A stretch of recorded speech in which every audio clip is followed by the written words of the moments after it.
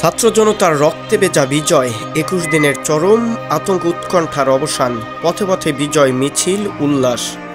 ছাত্রদের কোটা সংস্কার আন্দোলন থেকে গণ অভ্যুত্থান, সেই অভ্যুত্থান সরকার নির্দেশের আইন শৃঙ্খলা বাহিনীর গুলিতে নিভে যায় শত শত প্রাণ।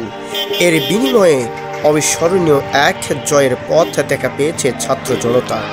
জনবিক্ষোভ দমাতে নির্বিচারে গুলি চালিয়েও শেষ রক্ষা হয়নি শেখ হাসিনার। অবশেষে যবনিকা ঘটল ১৫ বছরের এক ছত্র শাসনের। গতকাল সোমবার দুপুরে প্রধানমন্ত্রীর পদ ছেড়ে তিনি ছোট বোন শেখ রেহানাকে নিয়ে ভারতেও উড়ে যান। এর আগেই দেশ জুড়ে কোটি মানুষ পথে নেমে বিজয় উল্লাস মাতেন, নেন গণভবনের দখলও।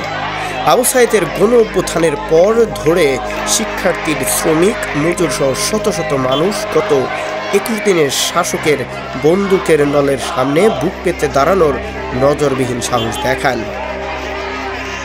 বিরলতম ও আত্মত্যাগে বিজয় হয়েছে ছাত্র জনতার অভ্যুত্থান। উল্লাসে মাতোয়ারা সাধারণ মানুষ জানিয়েছে, জনজোয়ারে ভেসে গেছে ক্ষমতার দম্ভ।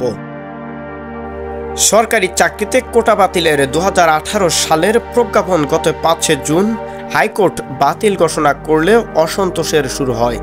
বৈষম্য বিরোধী ছাত্র আন্দোলনের ব্যানারে গত ১ জুলাই থেকে শুরু হয় আন্দোলন।